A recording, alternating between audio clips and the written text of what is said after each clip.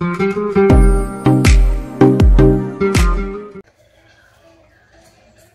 guys, so I wanted to show you guys what we are using and utilizing now that we are doing homeschooling, because obviously with the whole coronavirus, it has been kind of a change and we've kind of had to figure it out on our own. Our school is providing us with curriculum, which I will be able to use. I'm sorry if you hear Secret Life of Pets in the background. Turn it down a little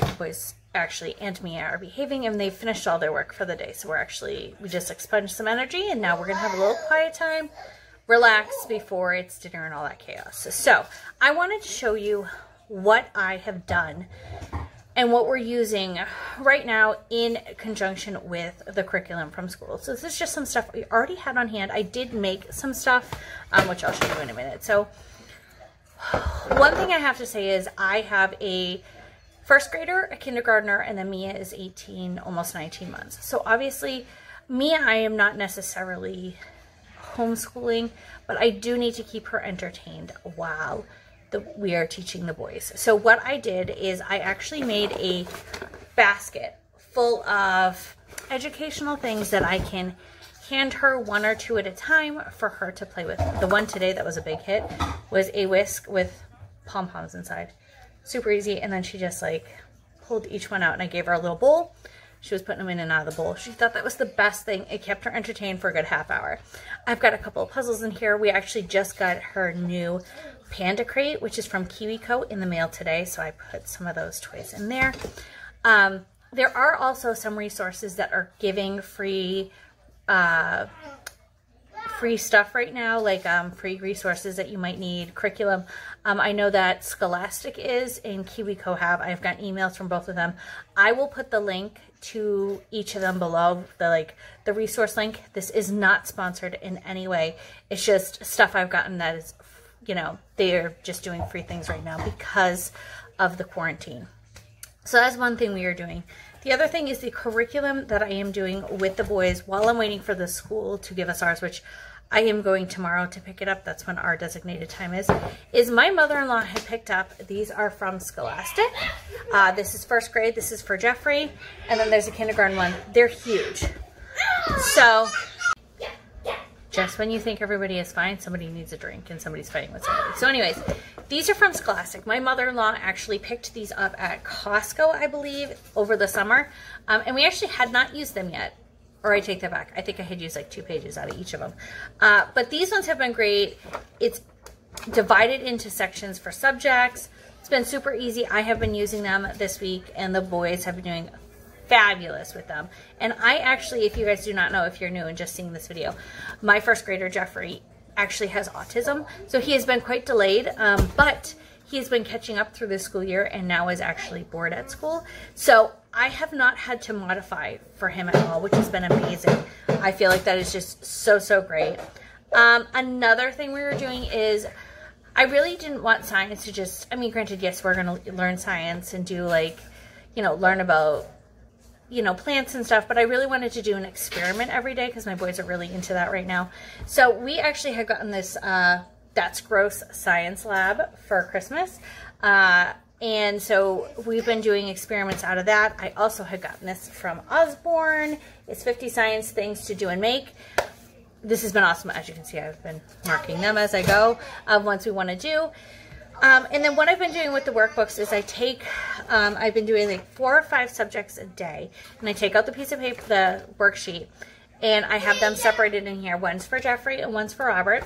I have the ones that they're going to do, and then I actually have a folder that's the stuff they have done in case for some reason the school wants to see it. I also thought it would be great when I send back their stuff that's already been completed for school. So I've just been doing it this way. I actually did a week at a time just to make my life a little easier. Another tool we are using is I realized that when we were doing math this morning, we didn't have anything to help count. That was one thing. It was the counting the higher numbers that Jeffrey was having a hard time with. So I was like, you know what? We really need something to use as a visual. So I got some dry beans. That's all I did. I know there's stuff you can buy. And honestly, if we do switch to homeschooling, which we have talked about, this would be something that I would invest in, and obviously, I mean, granted, beans, they're working perfectly fine. But that is something we could do. You know, I would buy something. But if you don't, or if you're in this situation right now, some dry beans are working great. Another thing I did, which the boys thought this was so cool, is I really wanted to make sure that we were doing certain things during the day school-wise. But I wanted to make sure that the boys knew what that was. So I was just like writing out what we were going to do every day. And then I decided that was kind of crazy because I'm doing this every day. Why not do something that's more of like, I can use like a dry erase. So I had some laminate. I printed this off. So this one's Robert's. It says Robert's School Checklist. So this is what we are going to complete during the day.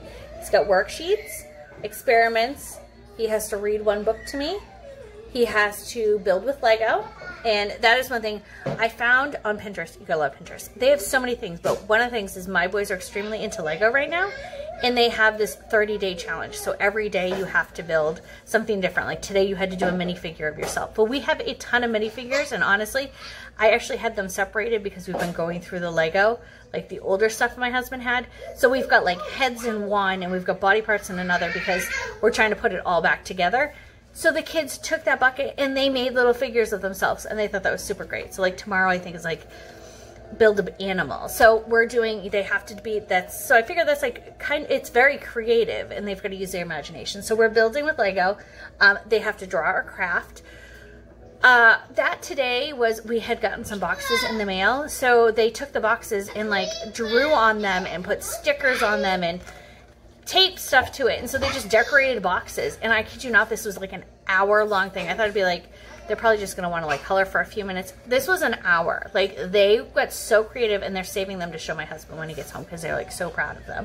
So just something to like get creative. Like Robert even mentioned he wanted to build a race car. We have this little kit. It had 3 race cars in it. The boys have each done one, but there's 1 car left. So he asked if he could do that, and I said, that's perfectly fine. That's one we can do one day. So stuff like that. It's stuff we already have around the house, quick and easy, like the boxes that just happened. Yesterday we made googly eyes. I had a couple of toilet paper rolls.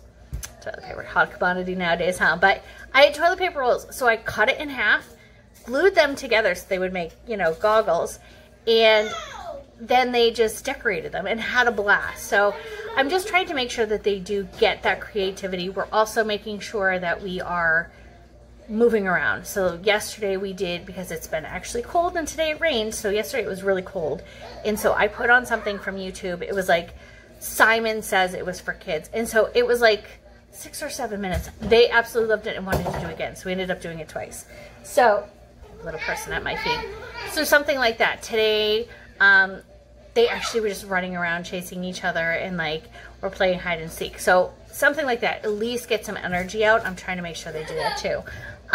Another thing is mom needs to read to you. So the read one book to mom is they have to pick a book, obviously, that's in their grade level, which actually I have, because I have such, you know, obviously we've been growing up. So like I had the, like, I think it's like my first readers. I have some that are level 1. I have ones that are level 2, and I actually have ones that are level 3 now because we're getting into level 3. So Robert, for example, he can do the level 1s. Sometimes he can do a level 2, but he can pick a level 1 to read to me, but then he can pick any other book we have that I will read to him. So it's something special that like they get to do with just mom.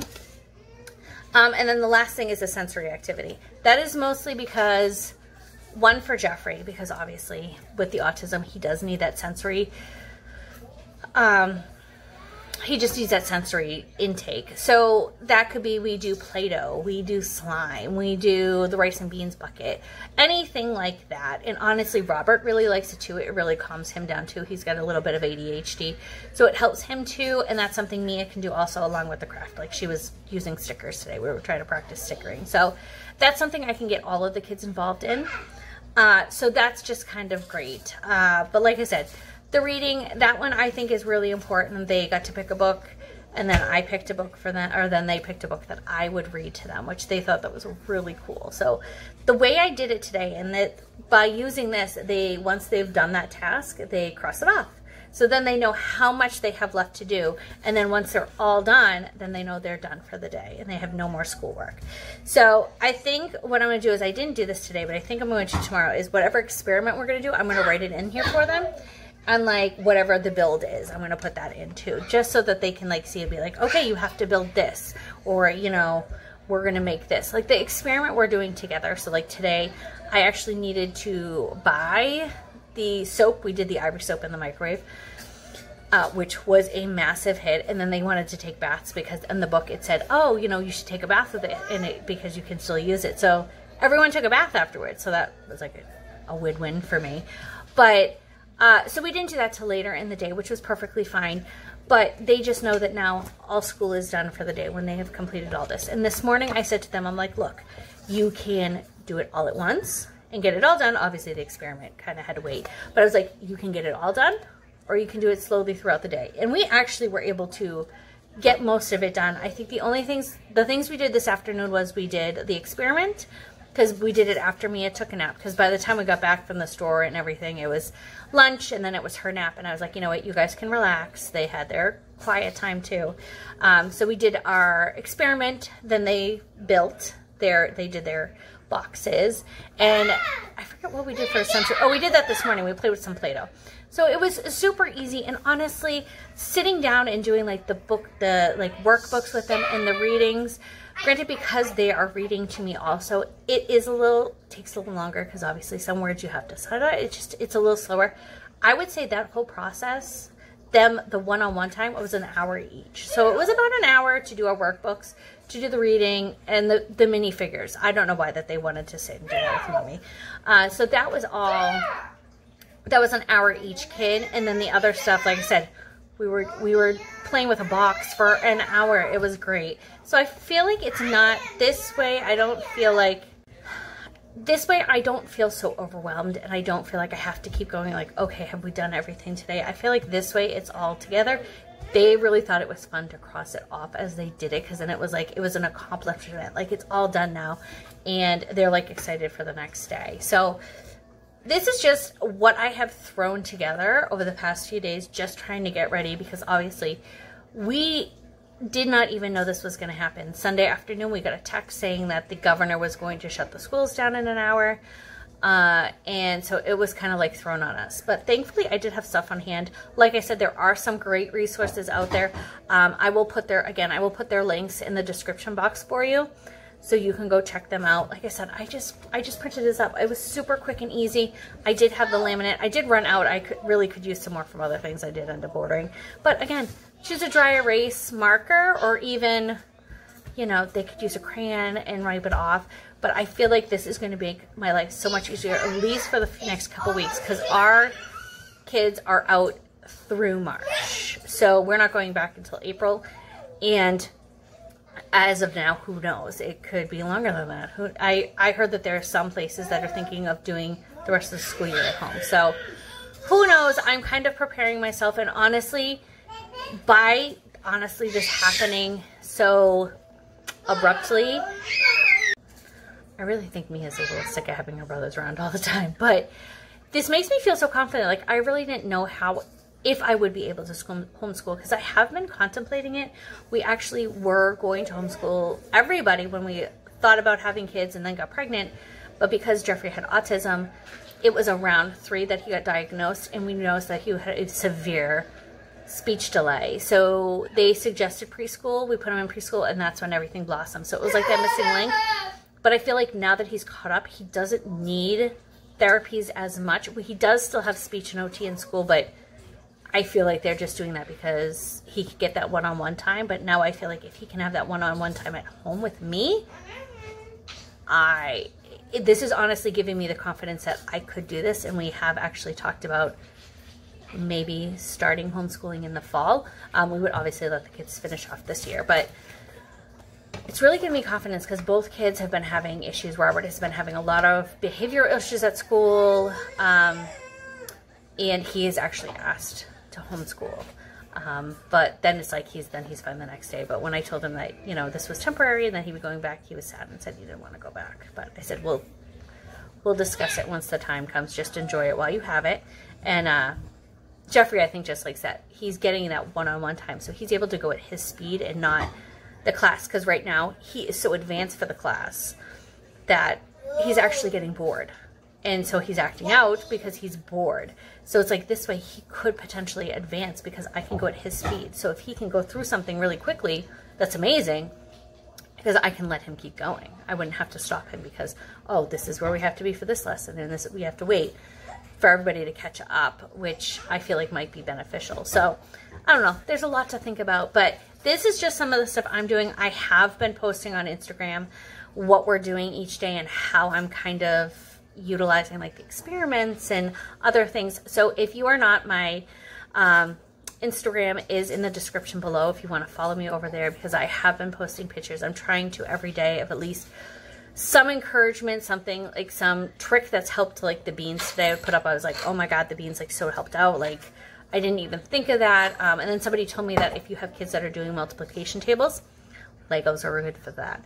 And honestly, you should check out Pinterest too, because they have so much stuff. And I feel like it's booming right now because everybody needs it, because everybody's kid is home. But anyways, I'm going to get this edited and get this posted actually early. I'm going to hopefully get it up tomorrow. I want to get you guys an extra video this week because I feel like this is so important, because we are all thrown into this and some of us aren't homeschooled, haven't even thought of it. So we kind of all need that little extra encouragement. So I hope you guys enjoyed. Don't forget to like and subscribe, and I will see you in our next video.